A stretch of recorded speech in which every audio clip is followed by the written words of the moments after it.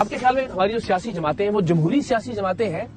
اقرار میں میرا ماننا ہے کہ یہ جو پاکستان کی جو سیاست ہے، یہ جو ہمارے نمائندے ہیں، یہ وہی ادھر سے ادھر کا سفر کر کے یہ سیاست ہمیں بتا رہے ہیں کہ اس طرح سیاست ہوتی ہے اور یہ جمہوریت ہوتی ہے. آپ دراصل پیچھے جائیں، 2004 میں ایک خاتون پاکستان آتی ہیں، قائد اعظم کے مزار پر حاضری دیتی ہیں اور مہمانوں کی کتاب میں درج کرتی ہیں کہ قائد اعظم محمد علی جناح کے پاکستان کے بارے میں جو خواب ہیں ان کو پورا کیجیے. اس کا نام دینا واڈیا قائد اعظم محمد علی جناح کی بیٹی ہوتی ہے. وہ اگر آپ اندازہ لگائیں وہ کتنی بڑی بات وہ لکھ کے گئی ہیں کہ قائد اعظم محمد علی جناح کے پاکستان کے بارے میں جو خواب ہیں ان کو پورا کیجیے. وہ خواب کیا تھے؟ وہ خواب یہ تھے کہ جمہوریت تھی. جمہوریت میں کون لوگ تھے؟ وہ لوگ تھے جو امانت دار، دیانت دار، جو استقامت رکھتے ہوں. یہ نہیں کہ ادھر سے لالی پاپ ملا تو ادھر چلے گئے، ادھر سے لالی پاپ ملا تو ادھر چلے گئے. تو اس طرح سیاست نہیں ہوتی، نہ اس طرح جمہوریت ہوتی ہے. یہ جمہوریت ہمیشہ اس طرح عروج پہ کبھی نہیں جاتی. یہ آپ تاریخ کنگال کر دیکھ لیں یا لوگوں کی پوری دنیا میں کہیں بھی جمہوریت دیکھ لیں، اس طرح جمہوریت نہیں ہوتی. جمہوریت کا وجود ہے ہی نہیں پاکستان میں، آپ سمجھتے ہیں؟ جمہوریت کا وجود کیسے ہوگا؟ عام انسان، عام عوام کی بات ہی نہیں ہوتی. فلاں بن فلاں، نسبت در نسبت چلتی ہے یہ سیاست. تو ہم اس کو کہاں سے مان لیں سیاست؟ اسی کے بارے میں برزخ کتاب ہے امجد اسلام امجد کی، اس میں وہ کہتے ہیں کہ ہمارے چاروں طرف ہزاروں تلاش راہیں پڑی ہوئی ہیں، کہیں دریچے کھلے ہوئے ہیں، کہیں سلیبیں گڑی ہوئی ہیں، مگر ہماری نظر کے آگے دبیز پردے لٹک رہے ہیں. ہم اپنے رستے سے بے خبر ہیں، اکیلے پن میں بھٹک رہے ہیں. پھر وہ کہتے ہیں کہ ہماری خوشیوں کی عمر کیا ہے، ہمارے دکھ کی بساط کیا ہے. ہم اپنے ہاتھوں میں شمع لے کر، یہ عوام ہے، ہم اپنے ہاتھوں میں شمع لے کر ہوا کے رستے پہ چل رہے ہیں. جمہوریت ہوا کے رستے پہ چل رہے ہیں.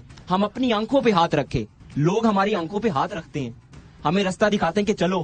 ہم اپنی آنکھوں پہ ہاتھ رکھے فنا کے رستے پہ چل رہے ہیں. اور اینڈ پر وہ کہتے ہیں کہ ہمارے جسموں کے سرد خانے ازل کے شعلے سے جل رہے ہیں. کہ 1947 سے لے کر اب تک آپ دیکھ لیں، کون سی بات یہ 20 سال کا نوجوان جذباتی کیوں نہ ہو. آئے گی متفق آپ کی بات سے. لیکن ابھی ذرا ہم ایک بنیادی بات سب کی آگے، اور میں چاہوں گا کہ ذرا آپ چاہیں تو ایک دوسرے کی بات کو نگیٹ بھی کر سکتے ہیں. یہیں سے ذرا آپ، آج کے نوجوان اتنا نا امید ہو چکا ہے اپنے کرنٹ سٹیٹس کو سے. ہم یہ سمجھتے ہیں کہ جو پاکستان کا جو سیاسی آربٹ ہے، کہ آپ جو موروثی سیاست کی بات کرتے ہیں، جو میٹروپولیٹن سٹی کی سیاست ہے اور جو مضافاتی سیاست ہے، اس میں ایک تبدیلی نہیں دیکھتے آپ کہ آج آپ کے گھر کے اندر ہر شخص اپنا منتخب کردہ ایک اس کا علیحدہ وہ جو برادرزم پہ ووٹ تھا، جو مذہبی کارڈ پلے کر کے ووٹ خریدتے تھے، آج میں سمجھتا ہوں وہ نہیں ہو رہا. اس کا مطلب یہ ہے کہ پاکستان ایک مثبت سمت کی طرف جا رہا ہے. پھر دوسری سطح پہ آپ بات کرتے ہیں جمہوریت کی. جمہوریت جمہور سے ہے، عوام پاکستان کی. ہم جیسے نوجوان ہیں تو پاکستان ہے. ہم وہ تمام چیزیں اگر ہم لوگ آج سٹینڈ نہیں لیں گے، پولیٹیکل ہو جائیں گے اور صرف اپنے دکھوں کو بڑھاتے رہیں گے اور ان کا ہی رونا روتے رہیں گے، تو میں سمجھتا ہوں پاکستان ایک ڈائریکشن میں نہیں جائے گا. یعنی آپ کے پاس جواب ہے، وہ سمجھتے ہیں کہ مضافات میں، گاؤں دیہاتوں میں، شہروں کے اندر آپ کو تبدیلی کوئی محسوس نہیں ہو رہی. اگر آپ کوئی آپ سے جواب دینا چاہیں. اس میں ایک بات کرنا چاہوں گا کہ انہوں نے یہ بات کی کہ برادرانہ رابطوں پر اور دین کے نام پر بہت سے ووٹ اب نہیں لیے جاتے. تو ہمارے پاس اس طرح کی بہت سی مثالیں آج بھی موجود ہیں کہ کچھ عرصہ پہلے تقریباً 2020 میں جو ہماری ایک الیکشن ہوئے تھے، ضمنی الیکشن کسی حلقے کے تھے، مجھے اس حلقے کا نام نہیں یاد، مگر وہاں پر باقاعدہ طور پر قرآن کے اوپر حلف لینے کے بعد جو ہے وہ کسی ایک مخصوص رقم کے عوض ووٹ خریدے گئے. اور یہ آج بھی چل رہا ہے کہ اور ہم شاید آنے والے الیکشنوں میں ہیں تو وہ بالکل وہ تو استقبال پہ تھا نا 1 to 5. اب وہ پتہ نہیں کن لوگوں کے حق میں آیا. میں اس کے بارے میں یہ کہنا چاہوں گا، پاکستان میں جو ینگ لوگ ہیں ان کی تعداد تقریباً 68% ہے پورے پاکستان میں، اور یہ دنیا کی 5ویں جو ہے وہ سب سے بڑی کسی بھی ملک میں ینگ لوگ ہیں. لیکن اگر آپ دیکھا جائے تو ان کو جابس نہیں مل رہی. وہ ینگ لوگ جو ہیں ان میں شعور بیدار ہو رہا ہے، تو بھائی انہیں کھانے کے لیے، پیٹ میں ڈالنے کے لیے بھی تو کچھ چاہیے جو انہیں نہیں مل رہا. اور یہ شعور جو ہے یہ انتشار کی طرف لے کر جا رہا ہے. شعور کسی پروڈکٹیوٹی کی طرف اگر لے کر جاتا تو ہم مانتے کہ بھائی یہ شعور آیا ہے، شعور سے یہ چیزیں بیدار ہوئی ہیں اور عوام نے جو ہے وہ یہ کام کرنا شروع کر دی ہیں. یہ ٹھیک ہے، بڑا بنیادی نقطہ ہے. شعور کی بات ہی پہ ہم ذرا زیادہ فرمت کی جانب دیکھتے ہیں. ہم کہتے ہیں نہیں شعور آ گیا نا، زیادہ فوکس اسی بات پہ. یہ ایک پروڈکٹیوٹی بتا دیں جو شعور سے ہوئی ہو. بھائی ہمیں نظر آتا ہے کہ 2018 کے اندر خان نے حکومت بنائی تھی اپنی، لیکن اس کی گورنمنٹ کے اینڈ تک لوگ اس سے بہت زیادہ لوگ اس کو برا سمجھنے لگ گئے تھے عثمان بزدار کی وجہ سے. بہت سارے فیکٹرز اور تھے, لوگوں کے دلوں سے وہ اتر چکا تھا. اس کا مطلب یہ ہے کہ آپ کی کلٹ کی سیاست یا آپ کی پاپولیرٹی کی سیاست بھی اتنی مضبوط نہیں ہے کہ آپ لوگوں کا اتنا برین واش کر سکیں آگے, جو کہ آپ کے مستقبل میں آپ کے لیے اچھی کام آئیں گی. میں اس پر وہ بات کروں, کہتے ہیں ہمارا مسئلہ یہ ہے مذاق کس سے کریں, پرانا دوست تو اب احترام مانگتا ہے. اگر یہ احترام کا سلسلہ جاری رہے, یا پھر اگر احترام آپ نے نہیں کرنا, اپنی مخالفت جانا, اگر مخالفت کا سلسلہ جاری رہے, تو ہم مانیں گے کہ کوئی بندہ اپنے سٹانس پر قائم رہا ہے اور قائم رہتے ہوئے اس نے یہ تبدیلی لائی ہے, تو پھر شاید بات ہو کہ یار اس بندے کا نیریٹو جو ہے یہ شعور دلاتا ہے. ٹھیک ہے, آپ کچھ ایڈ کرنا. شعور کی بات ہو رہی تھی کہ عوام میں شعور آ گیا, تو پروڈکٹیوٹی پہ بات ہو رہی تھی.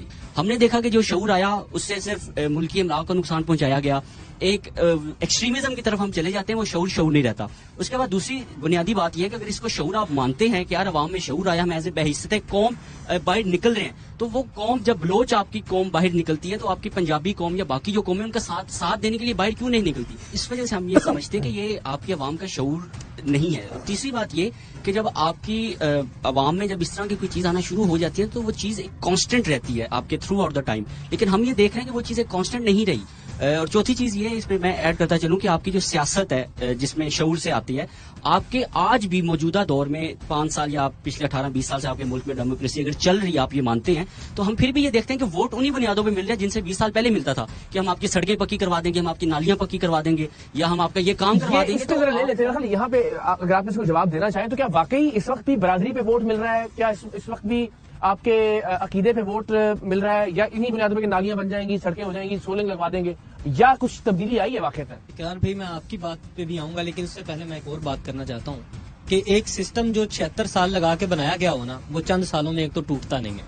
اب آپ یہ دیکھیں کہ عوام نکلنا شروع ہو گئی ہے, اب عوام یہ بات کو مان چکی, اس بات کو تسلیم کر لیا ہے عوام نے کہ اگر کچھ بدلنا ہے تو اس کے لیے ہمیں کچھ قربانی بھی دینی پڑے گی, یا کچھ کھونا بھی پڑے گا. جو آپ نے پوچھا کہ ووٹ برادری پہ ملتا ہے یا نہیں ملتا, ابھی ہمیں کئی جگہوں پہ نظر آتا ہے کہ عوام نظریہ کو ووٹ دیتی ہے. مطلب اپنی برادری میں لوگوں کی اس بات پہ لڑائیاں ہوتی ہیں کہ تم نے فلاں کو ووٹ نہیں دینا, فلاں کو دینا ہے کیونکہ وہ ہماری برادری کا ہے. لیکن اب میڈیا اور سوشل میڈیا کے تھرو عوام اس بات کو کافی حد تک سمجھ چکی ہے کہ برادری یا اپنے سیکٹ یا کسی بھی اپنے حلقے کے بندے کو یا دوست احباب کے کہنے پہ کسی کو ووٹ نہیں دینا. یہ آپ کو لگتا ہے کہ واقعتاً اس بار 2024 کے الیکشن میں فیصلہ نام نہادی صحیح چلے نظریے کی بنیاد پہ ہوگا, یا آپ کو لگتا ہے کہ نہیں وہی برادریزم چلے گا, وہی انسینٹیوز کے جی کون لے کے آئے گا گھر سے نکال کے چنگچیوں میں بھر کے, کون بریانی کھلائے گا اور کون قورمے کے نان بانٹے گا؟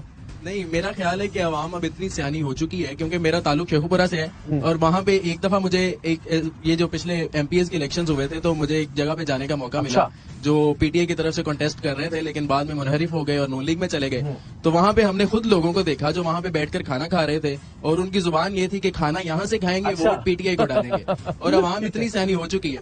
دوسری بات جو آپ نے سوال پوچھا اس پہ یہ ہے کہ جو حالات اس ملک کے اب چل رہے ہیں اور جس طرح ہم ایوالو کر رہے ہیں, میرا یہ ماننا ہے کہ مطلب ایناتول لیون نے ایک کتاب لکھی تھی پاکستان اے ہارڈ کنٹری, اس میں اس نے ہر چیز کھنگال کے رکھ دی تھی اس ملک کی کہ کون سا ایسا ایشو ہے جس ایشو سے یہ ملک نہیں نکلا.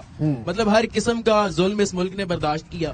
2 ایشوز اس نے کہے کہ اس سے ہم نہیں نکل سکتے, پانی کا مسئلہ, بجلی کا مسئلہ, یہ بحران جو اس نے بتائے تھے, کلائمیٹ چینج پہ اس نے بات کی تھی جس پہ ہم نہیں آ رہے, اکنامک کرائسس پہ ہم نہیں آ رہے اس ڈیبیٹ میں ابھی کرتے ہیں اس پہ بات. جی میرا یہ ماننا ہے کہ ہم اگر اتنے پر امید رہیں کہ جتنی بھی قومیں ہیں وہ اسی طرح بنتی ہیں, ایوالو ہوتی ہیں, ایوولوشن ایک پروسیس ہے ایک قوم کے بننے کا. اگر آج ہم اس سٹیج پہ آ چکے ہیں کہ بلوچیوں کے حق میں آواز اٹھائی جا رہی ہے اور کھلے عام وہ آواز چل رہی ہے, تو آج ہم ہرگز 2018 اور 2013 میں نہیں ہیں.